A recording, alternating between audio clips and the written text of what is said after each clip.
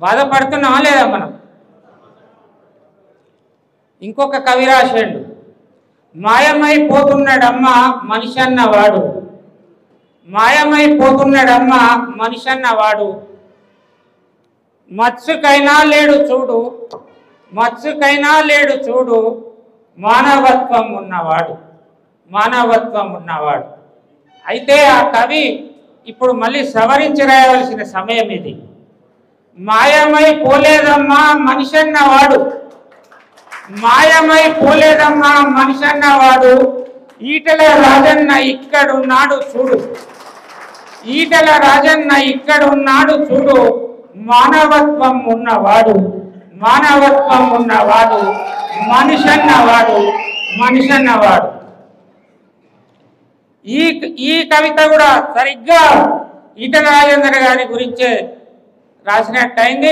మరి ఆ కవి ఇప్పుడు ముందు కవిత రాసిన ఆయన ఉన్నాడో లేడో కానీ ఇప్పుడు ఉంటే మాత్రం నేను వెంకశ్రీ చెప్పింది రాయవలసినటువంటి సమయం. అధ్యశ్రీ ఇప్పుడు రాజేంద్ర అన్న మనకు అప్పుడప్పుడు వచ్చిపోతున్నాడు కానీ శ్రీరామచంద్రుడు రామాయణంలో 14 ఏళ్ళ అరణ్యవాసం పోయిండు కదా. ఇప్పుడు ఆయన కూడా అరణ్యవాసం పోయిండు. రాముణ్ణేమో కైకేయి వరంగోరి దశరథుని వరంగోరి 14 ఏళ్ళ అరణ్యవాసానికి పంపితే ఇక్కడ ఆయన అరణ్యవాసానికి ఎవరో పంపలే, మనమే పంపించాం.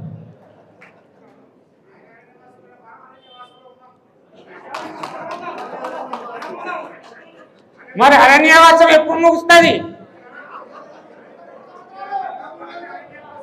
మళ్ళీ ఆయనను అరణ్యవాసం తీసుకువచ్చి మళ్ళీ హుజరాబాద్ పట్టాభిషేకం చేసిన రోజే ఆయన అరణ్యవాసం ముగుస్తాడు.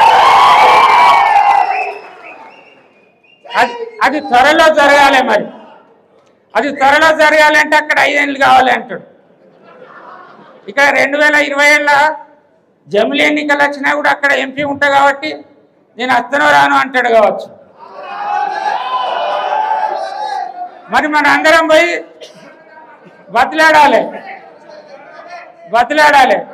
మన జమునమ్మ తల్లి ఏమంటుంది, 20 ఏళ్ళకి అంత సేవ చేస్తే కూడా కొడుతుంది కదా సురేందర్, మళ్ళీ ఎందుకు రావాలి మేమని మనం ఇక్కడ జమునమ్మ తల్లి అంటాను. మనం ఎవరు సంజాయించాలి? ఆయన వచ్చే నెల సారథి బర్త్డే ఉన్నది 20వ తారీఖు. ఆ రోజు మొత్తం కాన్స్టిట్యున్సీ అంతా పోయి ముందుగా జమునమ్మ తల్లి దగ్గర మాట తీసుకోవాలి, తర్వాత మనం అన్న దగ్గర మాట తీసుకోవాలి.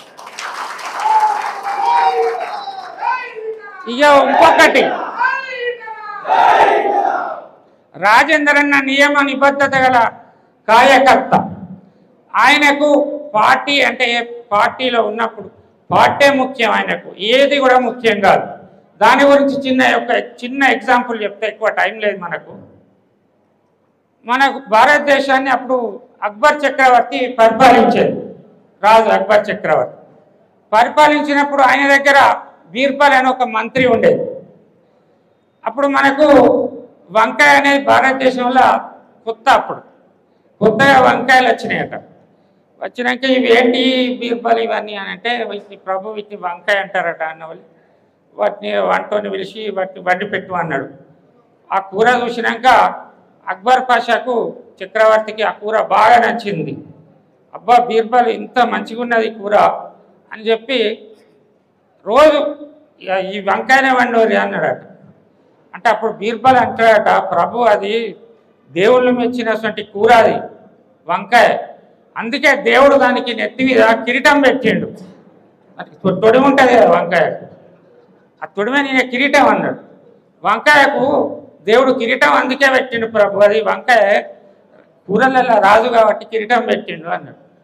అన్నాక ఇక వంటంతో రోజు వంకాయ కూర, వంకాయ పులుసు, వంకాయ తొక్కు, వంకాయ కూర్మా, వంకాయ బజ్జీ, వంకాయ వేపుడు పోయి అన్నీ వేసుకుంటా పోయిండు. రోజు వంకాయ వంకాయ వంకాయ 15-20 రోజులు తిన్నాక పాప మన అక్బర్ చక్రవర్తికి గోరు కొట్టిందట వంకాయ. ఏం కూరనే మళ్ళా అంటే వంకాయ వేపుడు అంటే, చెయ్యవ దిక్కుమాలే కూర ఊకిదేనానే వంకాయ ఇవడు పెట్టిండే దిక్కుమాలే కూర తీసిపారే ఇంకో కూర ఏదైనా చేయంటే, ప్రభు అది చండాలమైనటువంటి కూర, ఇది మన బీర్బల్ చెప్తాడట, అది చండాలమైనటువంటి కూర ప్రభు, అందుకే దేవుడు ఏం చేసిన దానికి శిక్ష చేయాలని దానికి తలకాయ మీద ముళ్ళు గుచ్చిండు అన్నాడు. అప్పుడేమో కిరీటం అన్నాడు, ఇప్పుడేమో ముళ్ళు అంటాడు.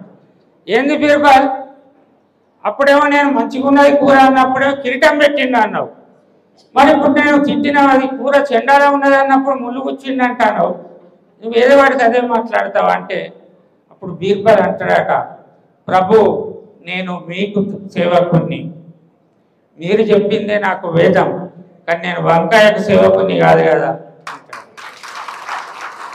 మన ఈటెల రాజేందర్ గారు కూడా పార్టీ ముఖ్యం, ఆయనకు ఏది కూడా వేరేది ఏది కూడా ముఖ్యం కాదు, ఆయన పార్టీ ముఖ్యం. పార్టీలో మంచి జరిగినా చెడు జరిగినా ఎన్ని అవమానాలు ఎదురైనా ఎంత మంచితనం ఎదురైనా ఆయన పార్టీ కొరకు నియమ నిబద్ధతతోటి పనిచేసేటువంటి వ్యక్తి. కాబట్టి ఈ రోజున అంత పెద్ద మనిషి మరి మన మీద దయతోటే ఇక్కడికి వచ్చిండు. పార్టీ ప్రచారంలో భాగంగా ఎమ్మెల్సీ ఎన్నికలలో అభ్యర్థుల్ని గెలిపించేందుకు ఆయన ఏ లక్ష్యంతో అయితే వచ్చిండో మనం ఆ లక్ష్యాన్ని పూర్తి చేయాలి. మరి ఆయన చెప్పిన అభ్యర్థుల గెలుపు కోసం మనందరం కృషి చేయాలని నేను కోరుకుంటూ సెలవు తీసుకుంటా ఉన్నా.